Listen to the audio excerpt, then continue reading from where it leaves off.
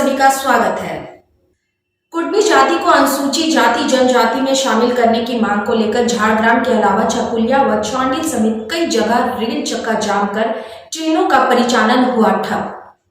झाड़ग्राम के Kastur railway station के पास rail रोको आंदोलन शुरू होने से हावड़ा मुंबई रूट पर ट्रेनों का परिचालन पूरी तरह से ठप हो गया।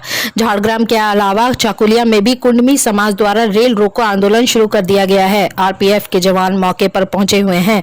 आंदोलनकारियों से वार्ता चल रही है। आंदोलनकारियों को हटाने की कोशिश की जा रही है, लेकिन अभी तक कोई नतीजा नहीं निकला है। इस रेल रोको आंदोलन के चलते ट्रेन परिचालन पूरी तरह से बंद हो गया है। नई ट्रेनें जहां की तहां खड़ी हुई है। कई ट्रेनों को निरस्त कर दिया गया है। टाटा हावड़ा स्टील एक्सप्रेस भी नहीं चल सकती। इससे यात्रियों को काफी परेशानियों का सामना करना पड़ रहा है। हावड़ा रेलवे स्टेशन पर टाटानगर के लगभग 500 यात्री फंसे हुए हैं। या लोग बस के जरिए जमशेदपुर जा रहे हैं। जमशेदपुर के लगभग 1000 यात्री कोलकाता जा रहे हैं, लेकिन इनका सारा कामकाज प्रभावित हो गया है। कई लोगों की कोलकाता से फ्लाइट थी, उनकी फ्लाइट भी छूट गई है।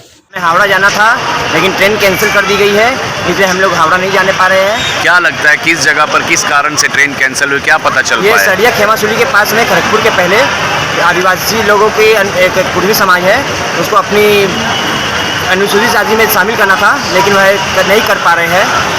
उन लोगों की मांग है कि हमारे अनुसूचित जाति में शामिल किया जाए। इस चक्कर में वो लोग पटरी जाम किए हुए हैं। कौन कौन सी ट्रेन बाधित हुई है?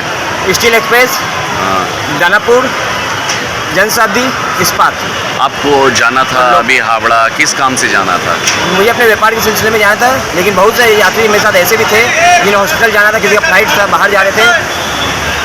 परेशानी हो रही है, सभी को परेशानी हो रही है। क्या टिकट कैंसिल हो रहा है रेलवे के द्वारा? रेलवे के द्वारा टिकट कैंसिल करके पैसे रिफंड दिए जा रहे हैं। सांसद व विधायक से कहते रह गए, बागबेड़ा में नहीं बनी सड़क तो चंदा इकट्ठा कर शुरू किया मरम्मत का काम।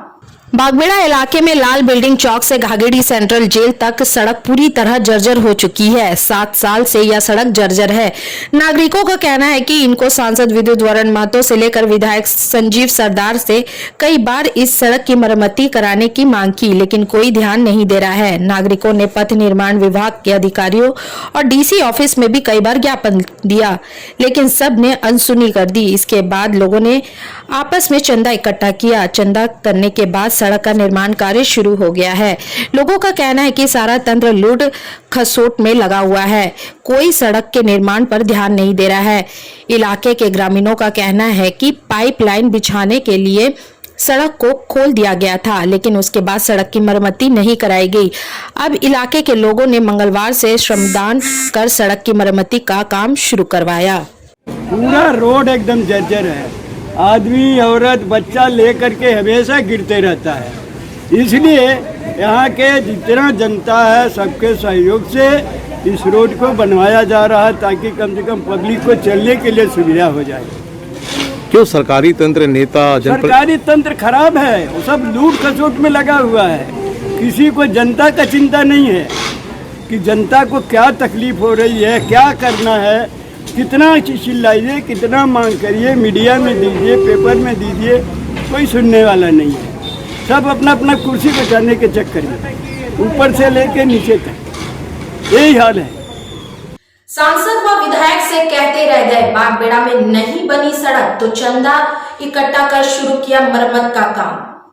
जिले के गमरिया पुलिस को एक बड़ी सफलता हाथ लगी है। पुलिस ने पश्चिम बंगाल के पुरुलिया जिला निवासी कुख्यात अपराधी शेख अब्दुल्ला उर्फ हाथी को आर्म्स के साथ गिरफ्तार किया है। अपराधी शेख अब्दुल्ला गमरिया थाना क्षेत्र में आर्म्स की सप्लाई करने पहुंचा था, तभी पुलिस ने उसे धर दबोचा।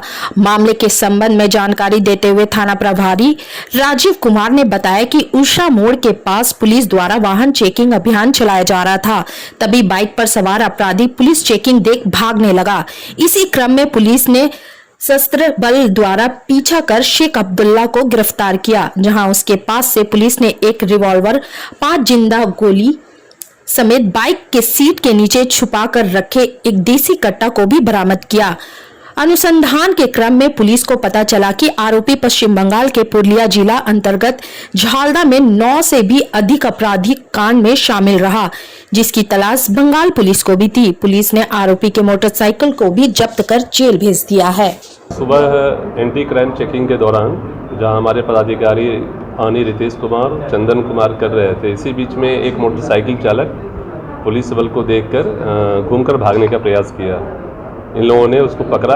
संदेह के आधार पर जब उनकी तलाशी ली गई तो उनके कमर से एक सिक्सर लोडेड जिसमें 5 गोली के साथ ही उसके मोटरसाइकिल के सीट के नीचे छिपा कर रखा हुआ एक देसी कट्टा को बरामद किया गया। जब उनसे डिटेल पूछताछ की गई तो उन्होंने अपना नाम शेख अब्दुल मलिक झालदा पुरुलिया बताया। वजन मशीन को ई पास मशीन से कनेक्ट करने पर सरकारी राशन दुकानदारों ने किया विरोध। साक्षी के डीसी ऑफिस में दिया धरना। सरकार ने सरकारी राशन वितरण प्रणाली को आधुनिक बनाते हुए ई पास मशीन के साथ ही वजन मशीन को जोड़ दिया है, ताकि राशन डीलर लाभुकों को कम अनाज ना तौलकर दे सके। अब वजन मशीन होने से राशन डीलरों को लाभुकों को पूरा अनाज देना पड़ रहा है, वह कटौती नहीं कर पा रहे हैं। राशन डीलर अब इसका विरोध कर रहे हैं। Fair price shop dealers association ने मंगलवार को साक्षी में डीसी ऑफिस के सामने प्रदर्शन किया और मुख्यमंत्री को संबोधित ज्ञापन डीसी को दिया। इसमें मांग की गई है कि पास मशीन से वजन मशीन को कनेक्ट करने का आदेश वापस लिया जाए। ई पास मशीन से वजन मशीन को कनेक्ट नहीं किया जाए। सरकार ने 60 वर्ष की उम्र की सीमा पार कर चुके राशन डीलर की मौत पर अनुकंपा का लाभ देना बंद कर दिया है। अब 60 वर्ष से कम उम्र के राशन डीलर की मौत पर ही उनके आश्रित को राशन दुकान दी जाएगी। इसका भी राशन डीलर विरोध कर रहे हैं। 20 तारीख को उपायुक्त महोदय के सामने बैठे हुए हैं। इसमें भी उपायुक्त महोदय के द्वारा हम लोग माननीय मुख्यमंत्री को ज्ञापन देना चाहते हैं। उसमें हमारी मांग है, सबसे पहला मांग है कि अनुकंपा। हमारे पूरे राज्य में 25,000 जन वितरण प्रणाली दुकान है, जिसमें से 17,000 दुकानदार ऐसे हैं कि जो 60 साल की उम्र पार कर गए हैं। सरकार के जन वितरण प्रणाली नियंत्रण आदेश 2022 का जो कंठ का 3 के 11 में जो लिखा हुआ है कि 60 साल के बाद अनुकंपा का लाभ डीलरों को नहीं दिया जाएगा, इससे बहुत हम लोग हताश हैं। हम सरकार से मांग करेंगे कि इसको पुनर्विचार करते हुए वापस करें और अनुकंपा का लाभ पूर्व तक 2019-17 में जो दे रही थी देते रहे। दूसरा हमारा मांग है कि हम लोग को 1 रुपया कमीशन में क्या होता है। हम लोग सेवा में ही अपना दिन गुजार दे रहे हैं। हमारा बाल बच्चा परिवार को सही ढंग से प्रवेश नहीं कर पाते हैं, तो हम सरकार से मांगते हैं कि 1 रुपया कमीशन बढ़ा कर 3 रुपया करे। सभी सरकार का अधिकार है कमीशन में बढ़ाने का।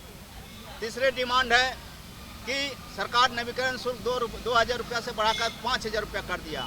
2000 में 2.5 साल तक नवीकरण का वैल्यू है, अभी 5 साल का वैल्यू है। लेकिन जब आमदनी का कोई रास्ते नहीं है तो सरकार को 5,000 रुपये नवीकरण शुल्क हम कहाँ से दे पाएंगे। हम सरकार को बोलते हैं इस मुद्दे पर भी पुनर्विचार करके इसको वापस ले और पूर्वता 2000 है उसको रखा जाए। आज के लिए बस इतना ही। बिग न्यूज के पूरी टीम को दीजिए इजाजत। नमस्कार।